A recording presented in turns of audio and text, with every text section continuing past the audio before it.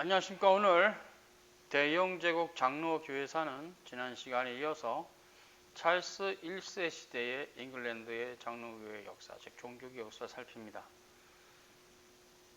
스코틀랜드 잉글랜드의 종교개혁 역사는 찰스 1세 때는 어느 시대보다도 긴밀하게 연결되어 있는데요. 찰스 1세는 스코틀랜드가 장로교회적으로 종교개혁을 시도하자 군대를 동원해서 무찌려고 합니다. 그러나 스코틀랜드의 언약의 군대가 이깁니다. 결국 다급해진 왕이 단기회에 열었다 바로 닫아서 단기회죠. 열었다가 닫고 도무지 스코틀랜드와 싸웠던 주교전쟁에서의 패배, 배상금 문제도 걸리다 보니까 장기회를 열게 되고 그 과정에서 이제 다시 싸움은 스코틀랜드의 언약의 군대와 왕당파, 즉 왕의 세력과의 싸움을 넘어서 잉글랜드 안에 내전이 일어난 겁니다. 즉 왕을 지지하는 왕당파와 잉글랜드 의회를 지지하는 의회파가 내전을 일으킨 것을 시민전쟁이라고 합니다. 제임스 1세 시대부터 잉글랜드의 종교개혁은 여러 가지로 난관에 부딪혔습니다. 제임스 1세는 종교개혁자들이 마련한 제네바 바이블에 대항하기 위해서 비숍 바이블이라는 킹 제임스 버전 성경을 번역했습니다. 교묘하게 장로주의적 성경 본문을 감독주의적으로 역번했습니다. 그래서 확산되는 장로주의를 막으려고 했습니다.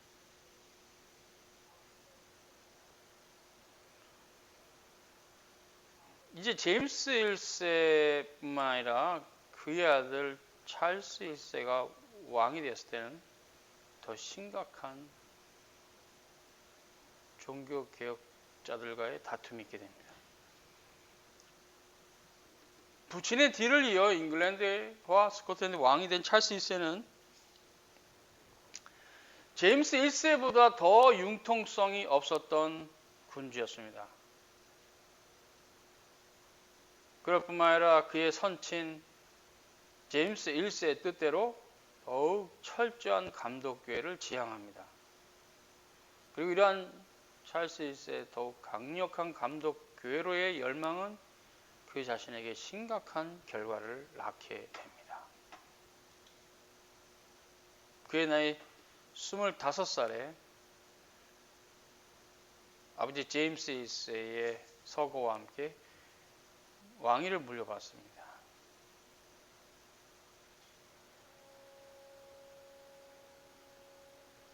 찰스 1세는 스코틀랜드 덤펄링에서 1600년에 태어났고요. 그는 지방의 장로교 목사에서 유아세를 받았고 어렸을 때 매우 유약한 성품의 소유자였다 전합니다. 말도 더듬고 다리는 약간 구부러지고 외고집이고 성미가 비꼬였다고 전합니다. 제임스 1세가 교황주의로부터 전제적이고 폭군적이며 일방적인 절대 권력을 배운 것처럼 찰스 1세도 스페인을 여행하고 나서 더욱 폭압적인 군주로 변했다고 전합니다. 무엇보다 그의 아내, 와이프, 프랑스 앙리 4세의 딸 헨리타 마리아는 찰스 1세의 종교정책에 지대한 영향력을 행사합니다. 그녀의 종교가는 제수이트파의 사제주의에 의해서 형성된 아주 외골수적인 신앙이었어요.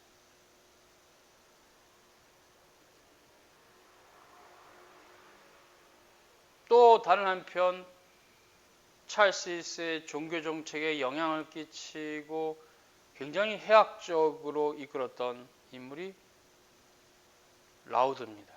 윌리엄 라우드. 그는 찰스 1세의 종교정책에 깊게 관여하여서 찰스 1세의 최측근이 돼서 잉글랜드 국교의 교리와 예배와 정치를 좌우했습니다. 사사건건 장로주의 퓨리탄들과 충돌했고 구원의 교리에 있어서는 그 당시에는 이단 교리로 정죄받은 알미니우스 교리를 채택합니다. 그리고 교회 정치에 대한 관점은 철저한 감독 교회주의자입니다. 즉 왕이 수장이 되고 그 밑에 대감독과 사제들이 고위성직자가 잉글랜드 종교 교회죠. 종교 전체를 지배하는 이런 구조를 원했습니다.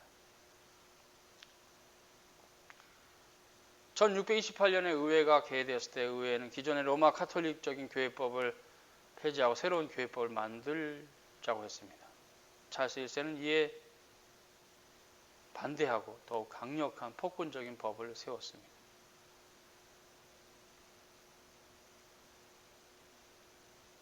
거기에 발맞춰서 캔터베리 대주교였던 윌리엄 라우드도 푸리탄들이 끔찍하게 혐오하는 예식서를 강요합니다. 이러한 교황주의적인 예식들은 많은 사람들을 국교도로 non-conformist로 몰아갑니다.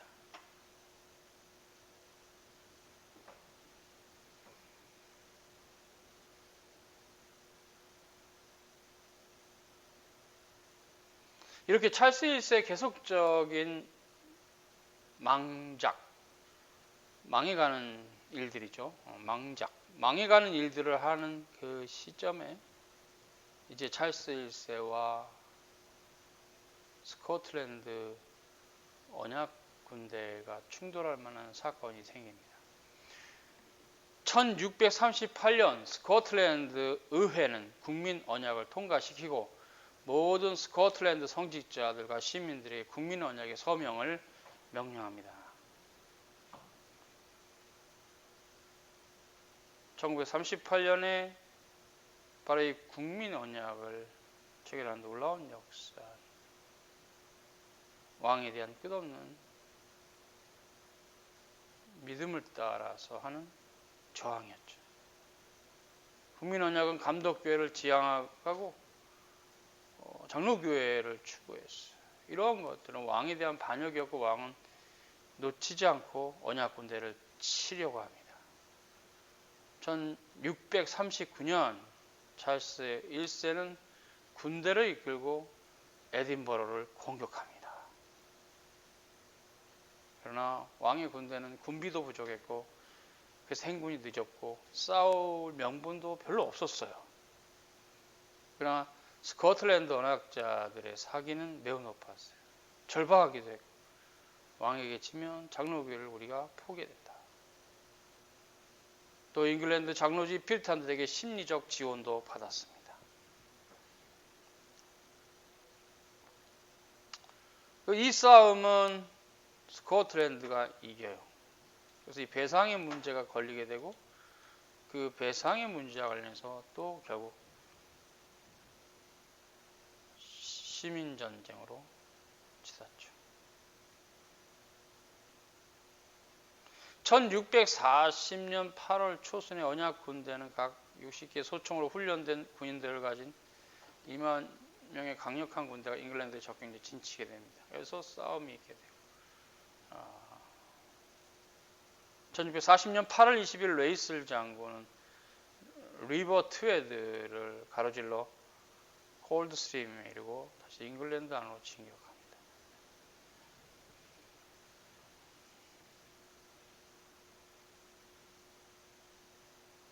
1640년 8월 28일에 스코틀랜드 군대는 진군하고 잉글랜드 진지로 총격을 받습니다.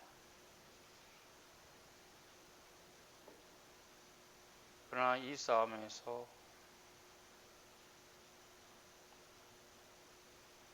언약 군대 머스킷 총병들에게 압도를 당하며 대부분 잉글랜드 보병들은 뉴캐슬을 향해서 공황 상태에 도망칩니다.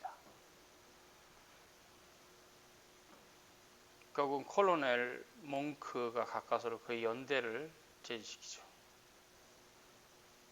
그해 9월 24일에 찰스 왕은 요크에게 피어스의 평의를 소원합니다. 정확하게 잉글랜드 정부로부터 매일 890파운드 배상금을 받고 합니다.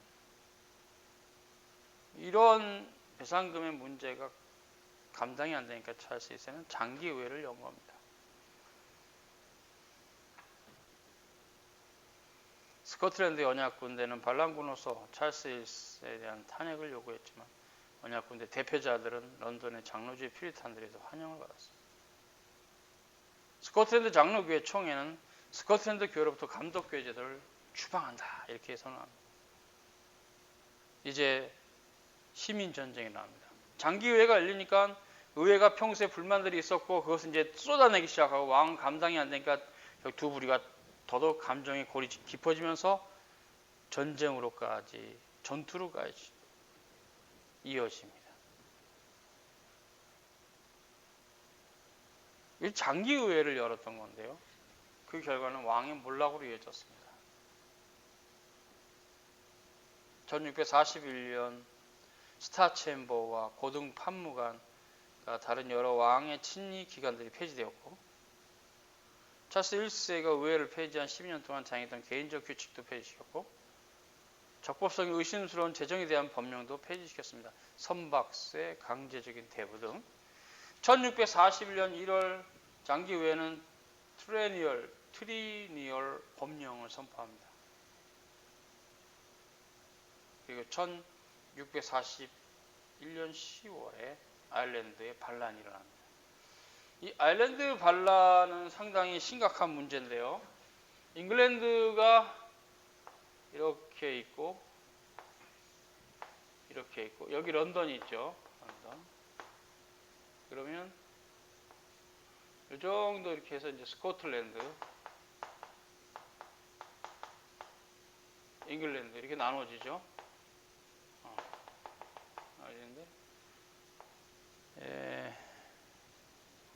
아일랜드는 바로 여길 말합니다. 북아일랜드. 제임스 1세 시대에 본격적으로 북아일랜드가 개척이 되면서 많은 스코틀랜드 사람들이 거기 갔어요. 그러니까 결국 북아일랜드는 장로교. 그런데 남부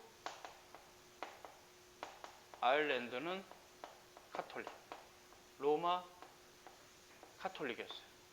그러니까 이들이 폭동을 일으키면서 북쪽에 있는 장로교 성향의 북아일랜드 주민들을 학살합니다.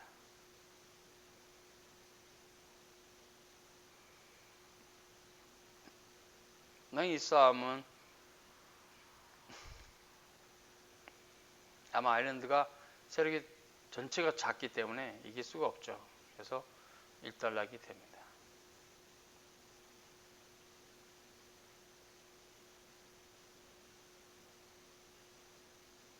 왕은 이제 의회와 한판 붙기 위해서 1642년에서 46년 사이에 제1차 시민전쟁이 있었는데요.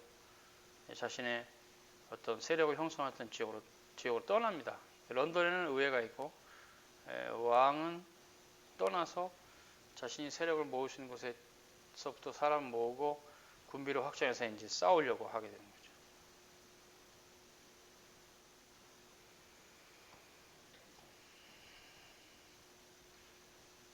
그해 7월 10일 의회도 군대를 일으킵니다. 에섹 장군이 사령관을 맡고 왕당파 싸우기 위해서 행군합니다. 그해 9월 9일에 1643년 7월 1일 의회 명령으로 앵글리칸 교회의 종교 개혁을 위한 첫 회합을 웨스민스터 사원에서 가집니다. 이런 와중에서 결국 결정된 게 웨스민스터 표준문서죠.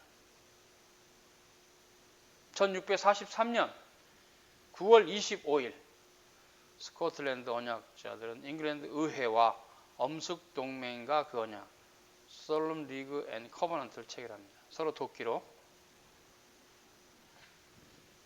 그것은 군사 연맹과 종교적 서약이었습니다.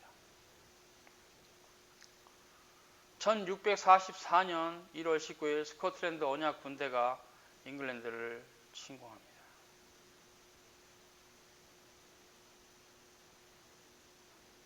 그러자 잉글랜드 의회군이 쉽게 왕당파 다른 지역을 압박할 수 있어요. 이 양면 작전이죠. 양공 작전. 그러니까 왕당파가 굉장히 혼란을 겪습니다. 이런 와중에 결국 잉글랜드 의회는 악명이 높은 라우드 대주교를 잡아다가 체포하죠. 런던 탑에 가둬버립니다. 그리고 나중에 참수시킵니다.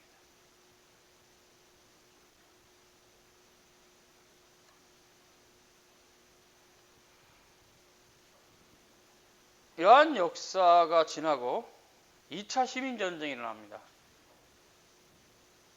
찰스 1세가 스코틀랜드 군대에게 넘겨졌고, 스코틀랜드 군대는 국왕 찰스 1세를 잉글랜드 의회에 넘겨줍니다.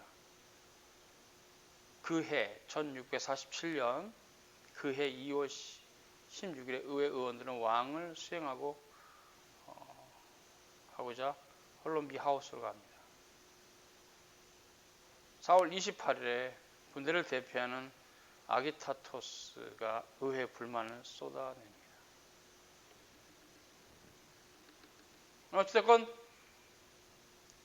의회 소나기에 들어온 찰스 1세는 나중에 처형을 당합니다. 1647년 8월 6일 군부는 런던을 점령하고 모든 장로주의적 성향의 의원들을 내쫓아버립니다. 그래서 남은 의원들이 모인 것을 잠부의회라 합니다. 교만의 숙청이라는 항목으로 죄 없는 장로교 프리탄들의 성향이 있는 의원들을 숙청했어요. 쳐냈어요.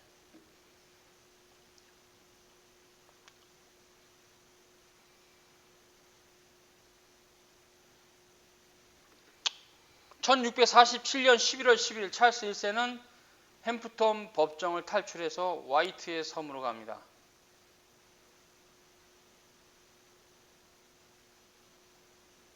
그해 12월 26일 왕은 스코틀랜드 언약군대와 협정을 맺습니다. 너희가 나를 잘해주면 내가 보상할게요. 잉글랜드도 장로교적으로 바꿔줄게요. 이런 쓸데없는, 거의 지키지 못할 약속, 원하지도 않는 약속을 합니다. 1647년 12월 잉글랜드 의회는 4가지 법안을 마지막으로 시도합니다. 통과시킨 것을 왕이 거절합니다. 1648년 2월 11일 왕의 제가 없이 잉글랜드 의회는 이 법을 통과시킵니다.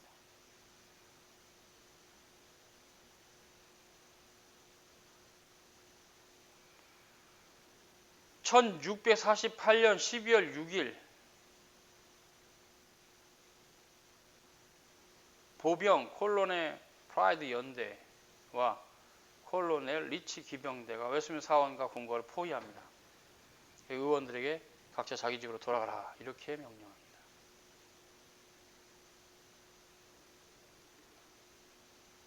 1649년 잉글랜드 의회는 왕을 처형하고 공화국을 선포합니다. 커먼웰트라 합니다. 커먼웰트. 아이고.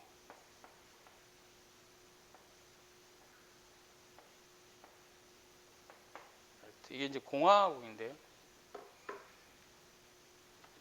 그래서 의원들 다 쫓아내고 잠부회로 한 80명의 회원, 400명 된 회원들 다 쫓아내고 80명만 남기고, 그것도 나중에는 없애버립니다. 의회를 패스시켜버려요.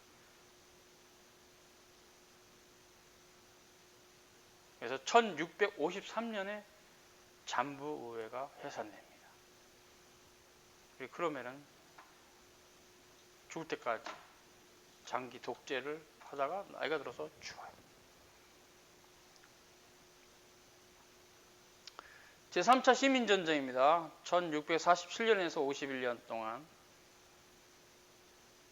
찰스 1세가 49년 1월 1일에 죽었는데요. 잉글랜드 의회가 공화정을 선포하고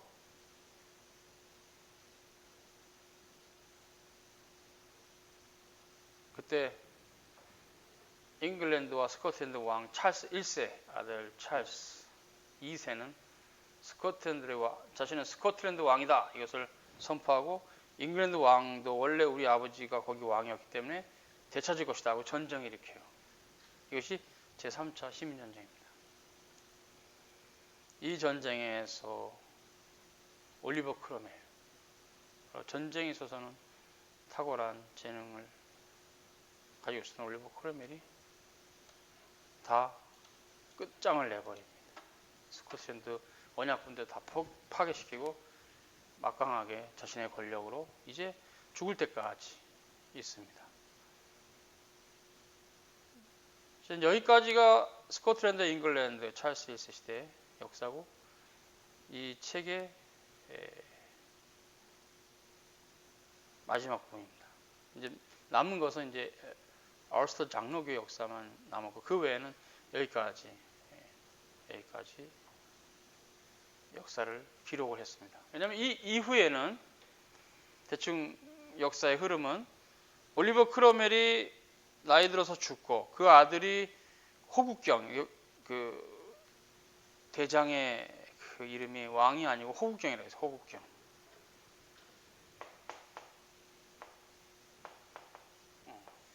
직함이, 캡틴의 직함이 호국경이었는데, 이 호국경의 자리를 아들에게 물려줘서는 아들이 무능했고, 결국은 그 당시에 그래도 계속 영향력 있었던 장로주의자들이 찰스 1세 아들 찰스 2세를 잉글랜드 왕으로도 받아들이면서 결국 이런 형태와 관련해서 왕정복고가 됩니다.